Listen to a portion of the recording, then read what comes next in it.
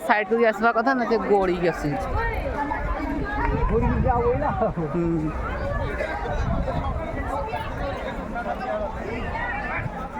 अच्छा शुण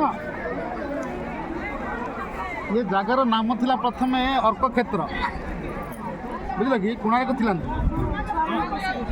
अर्क क्षेत्र ये जगार नाम थिला अर्क क्षेत्र कहीं अर्क क्षेत्र अर्क क्या कहते सूर्य को कहते अर्क सूर्य अन्य नाम अच्छे अर्क तेना सूर्य जन्मस्थान जन्मस्थान बोले उदय स्थान ये पूर्व दिग सूर्य उदय होती समुद्र मध्य तेणु सूर्य उदय स्थान बोलिकी नाम थिला अर्क क्षेत्र तांकर मंदिर तैयारी होगा पर रखाई कोणार्क कोणयुक्त अर्क दुई शब्द मिशी कोण केमी गोटे सृष्टि है ना ये पूर्व दिग यहाँ हूँ उत्तर दिग ये मंदिर उत्तर दिगरे भुवनेश्वर लिंगराज मंदिर रही 11 सेंचुरी तैयारी कराए बुझल पुरी जगन्नाथ मंदिर तैयारी कराला 12 सेंचुरी 1200 ख्रीष्टाब्द पुरी जगन्नाथ मंदिर ये दुईट मंदिर गोटे रेखार अवस्थित है लिंगराज मंदिर और पुरी जगन्नाथ मंदिर गोटे सीधा रखार ए एंड बी कौन कोण बाहर ना लिंगराज मंदिर जो सूर्य मंदिर तैयारी कला ए मंदिर तैयारी कला गोटे जोमेट्रिकल ट्रायंगल है त्रिभुज ये मंदिर निर्माण हवा पर गोटे कोण बाहरी कोण एवं अर्क मिशिक नाम रखा कोणार्क तो सूर्य मंदिर ये जगह कहीं निर्माण करा चंद्रभागा नाम नदी थी आप जानते चंद्रभागा नदीर धारे मंदिर तैयारी कराई 1250 ख्रीष्टाब्द नदी चंद्रभागा गोटे झीर नाम अनुसार नहीं रखाई चंद्रभागा तेणु से नदीर धारे मंदिर तैयारी कराई 1250 ख्रीष्टाब्द आज की प्राय 800 वर्ष तले मंदिर निर्माण कराई सूर्य मंदिर कहीं निर्माण कराला कहीं जो द्वापर जुगर कहानी द्वापर जुगरे द्वारिका राजा थे श्रीकृष्ण भगवान तांकर छाई नहीं पुत्र थे सांब को लेपर से जाए कुष्ठव्याधि कुष्ठ रोग होगा जो कुष्ठव्याधि है नारद महर्षि परामर्श देते तुम्हें जाओ पूर्व भारत में गोटे चंद्रभागा नाम नदी अच्छी से जगार तुम जा 12 वर्ष सूर्य को तपस्या कर तुम कुष्ठ रोग मुक्त हो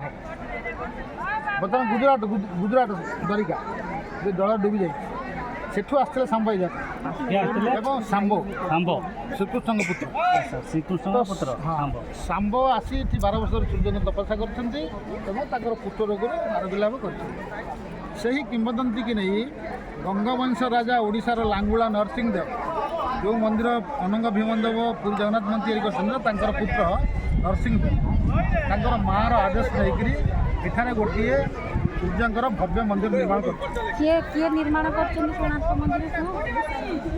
लांगुला नरसिंहदेव गंगवंश राजा लांगुला नरसिंहदेव पुरी जो पुरी जगन्नाथ मंदिर तैयारी ना अनंग भीमदेव पुत्र नरसिंह 1200 कारीगर लगी 12 वर्ष लगी मंदिर तैयारी करने से समय माने सुना टंका वर्ल्ड बैंक 40 कोटी स्वर्ण मुद्रा खर्च होता बोली कहते आनुमानिक हिसाब तो यही जगार 4टी मंदिर तैयारी सूर्यंकर प्रथमटी हूँ नृत्य और संगीत मंदिर नाच एवं गीत हुए हाँ यहाँ प्रथम देखो आप चारिपट जो बड़ मंदिर दिखाई सी हूँ प्रार्थना मंदिर मान जो मंदिर भितर मान लोक मैंने भक्त मैंने भगवान को प्रार्थना करते ना ना पचर थी मुख्य मंदिर से कौन पर भांगी किए भांगी भांगी कौन स्वीकृति ना से अनुमानिक सब बोलते मुझे कहबी से कथा केमी भांगला किए भांगला कौन प्रमाण ना पचर रही सूर्यंकर स्त्री मंदिर छायादेव मंदिर 4टी मंदिर आप जिते मंदिर जाऊँच आम भारत मध्य समस्त मंदिर सामने 2टी सिंह आपको स्वागत कर देखो 2टी सिंह रही तले सर्वप्रथम रही मनीषर मूर्तिटे मनीष को चापी धरती हाथी की चापी धरती सिंह यार कारणटा कौन हो 2टी कारण मुझे कहूँ सर्वप्रथम आमर भारत वर्ष सनातन धर्म थिला ସନାତନ ଧର୍ମର ପ୍ରତୀକ ହେଉଛି ମନୁଷ୍ୟ ତେଣୁ ତଳେ ରଖା। ତାପରେ ଆସିଛି ମଝିରେ ବୌଦ୍ଧ ଧର୍ମ ସିମ୍ବଲ ହେଉଛି ହାତୀ। ଏବେ ଚାଲିଛି ଆମର ଭାରତବର୍ଷ ହିନ୍ଦୁ ଧର୍ମ, ହିନ୍ଦୁର ସିମ୍ବଲ ହେଉଛି ସିଂହ। ନମ୍ବର 1। ନମ୍ବର 2, ସିଂହ ହେଉଛି ଶକ୍ତିର ପ୍ରତୀକ, ଷ୍ଟ୍ରେଙ୍ଗଥ୍ ପାୱାର। ହାତୀ ହେଉଛି ଧନର ପ୍ରତୀକ। ଧନ ଏବଂ ଶକ୍ତି ଦୁଇଟି ମଣିଷର ପାଖରେ ହେଲେ ତା'ର ମନରେ ଗୋଟେ ଗର୍ବ ଅହଙ୍କାର ଆସେ। ତେଣୁ ଧନ ଏବଂ ଶକ୍ତି ଦୁଇଟି ମିଶି ମଣିଷକୁ ତଳେ ନାଶ କରିଛି। ଦେଖନ୍ତୁ, ମନୁଷ୍ୟ ସବୁଠାରୁ ଯେତେ ଜୀବ ଅଛନ୍ତି ଆମ ପୃଥିବୀରେ ଶ୍ରେଷ୍ଠ ଜୀବ, ବୁଦ୍ଧିମାନ ଏବଂ ଚାଲାକ ଜୀବ। ତେଣୁ ତାଙ୍କୁ ତଳକୁ ଆଣିଲା କାହିଁକି? ତଳେ ରଖା ହେଲା କାହିଁକି? ନା ମଣିଷକୁ ତଳକୁ ଆଣିନାହାନ୍ତି। ତାର ଯେଉଁ ନେଚର ମାନେ ତାର ପାଖେ କ'ଣ ଅଛି? ଘମଣ୍ଡ, ଅହଙ୍କାର, ଲୋଭ, ମୋହ, ମାୟା, ହିଂସା ଏସବୁ ମଣିଷ ଆମ ଭିତରେ ଅଛି ନା। ଭଗବାନ କହିବା କଥା ଇଏ ସମସ୍ତ ଜିନିଷ ଶରୀରରୁ ତ୍ୟାଗ କର, ନିଜ ଶରୀରଟାକୁ ଜିରୋ କରି ଯିଏ ନିଃସ୍ୱ ହୋଇଯାଅ, ତାପରେ ମୋ ପ୍ରକାଶ ଦର୍ଶନ କରିବା ପାଇଁ ଫାଷ୍ଟ ଦିଗ୍ଦର୍ଶନ ଦିଆଯାଇଛି ମଣିଷକୁ। କୋଣାର୍କ ମନ୍ଦିର ହେଉଛି ହ୍ୟୁମାନ୍ ଲାଇଫ୍ ଟେମ୍ପଲ୍। ଆମ ମଣିଷ ଶରୀର ପାଇଁ ତିଆରି ହେଇଛି, ଆମ ମଣିଷ ସମାଜ ପାଇଁ ତିଆରି ହେଇଛି, ମଣିଷମାନଙ୍କର ଶିକ୍ଷା ପାଇଁ ତିଆରି ହେଇଛି। ଶୁଣନ୍ତୁ, ସୂର୍ଯ୍ୟ ହେଉଛନ୍ତି ସକଳ ସୃଷ୍ଟିର ଆଧାର, ସିଏ ସୃଷ୍ଟିକର୍ତ୍ତା। ସମସ୍ତ ସୃଷ୍ଟି ଏଇ ମନ୍ଦିର ମଧ୍ୟ ରଚନା କରାଯାଇଛି। ହଁ, କ'ଣ କୁହନ୍ତୁ? ଆସନ୍ତୁ।